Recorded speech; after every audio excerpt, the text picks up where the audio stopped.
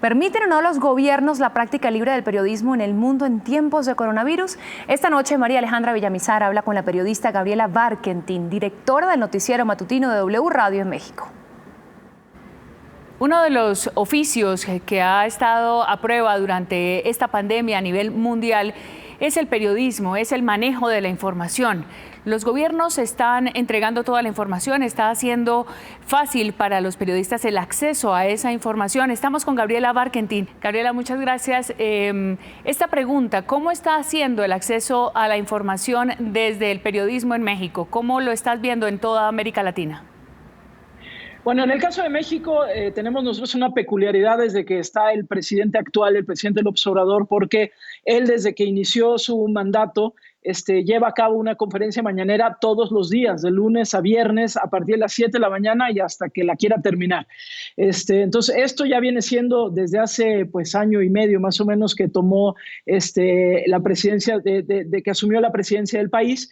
Y esto evidentemente ha trastocado el flujo tradicional que teníamos de información, porque a final de cuentas esa conferencia mañanera de alguna manera pone la agenda. Ahora, en este tiempo de coronavirus, de COVID-19, lo que ha sucedido es que no solamente tenemos la conferencia mañanera del presidente, sino que también el equipo de salud del gobierno federal ofrece una conferencia de prensa todos los días, es así de lunes a domingo, de 7 a 8 de la noche, en donde se informa de diferentes cosas. Y ahora se han agregado 2 conferencias de prensa adicionales que también son todos los días, una de 6 a 7 de la noche, que es con el equipo de trabajo y de economía, que están hablando sobre los créditos que se le están ofreciendo a las pequeñas empresas y a ciertos negocios familiares en México.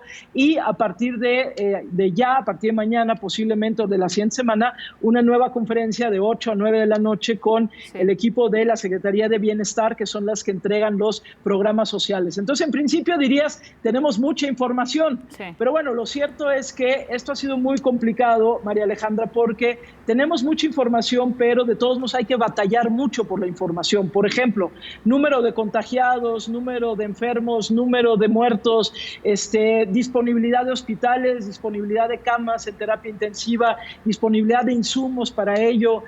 Los estados de la República están teniendo su propia información, presupuestos. Entonces, hay mucha información y a la vez hay que batallar mucho para tener información de calidad. ¿Usted cree que los gobiernos están entregando toda la información?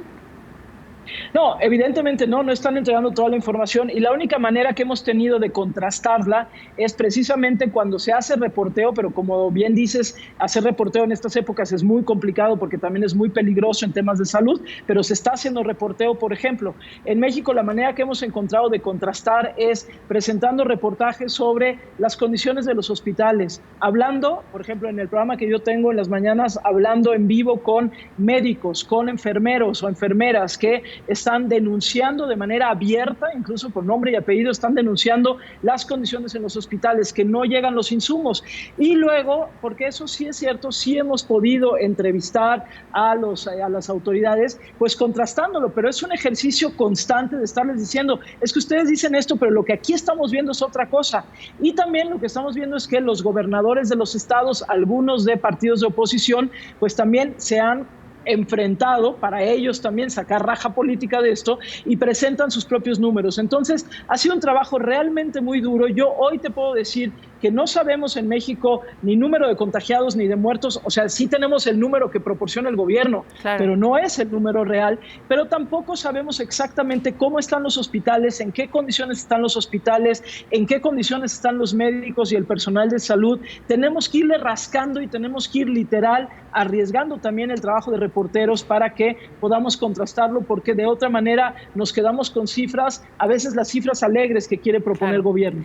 Es muy complejo imaginar cuál sea el final, obviamente, de este proceso, de esta crisis de la pandemia del COVID-19, pero para la prensa va a ser seguramente también un momento de hacer cuentas en términos de credibilidad. Los periodistas, la información, está, digamos, dándose esa batalla de la credibilidad. ¿Usted cree que vamos a salir en términos profesionales en nuestro oficio? ¿Los ciudadanos nos van a decir, bueno, nos informaron bien durante esta pandemia, o vamos a también a quedar un poco ahí en el límite? No, yo creo que lo que sí he estado viendo que es bueno, y eso no está pasando en México solamente, sino en muchos otros países, es que ha habido un mayor consumo de los llamados medios tradicionales Claro. o del periodismo como lo conocíamos, porque la gente tiene que verificar datos. Es decir, es cierto que todo lo que sucede en redes sociales o los youtubers o todo el escenario digital, pues obviamente se consume mucho, pero por ejemplo en el caso de México ha aumentado significativamente el consumo de noticiarios en radio, de noticiarios en televisión y de información, tal vez también en portales, pero de periodistas profesionales. ¿Por qué? Porque precisamente para poder contrastar, para poder conocer esas otras versiones. Creo, María Alejandra, que el gran problema que se nos va a venir a los medios de comunicación va a ser si vamos a sobrevivir económicamente. Ese va a ser un problema muy real que vamos a tener que enfrentar todos. Pero creo que en términos de imagen, por lo menos está habiendo una revalorización. No sé si se sostenga en el tiempo, porque vendrá también una etapa de fatiga informativa para la gente que ya no quiere escuchar hablar de este tema. No sé si se sostenga en el tiempo, pero sí creo que hay una curva de apreciación nada despreciable en estos momentos hacia el periodismo serio, el periodismo, digamos, con metodología, sí, con fin de servir a la gente. Gracias, Gabriela. Buenas noches. Gracias a ustedes. Muy buenas noches.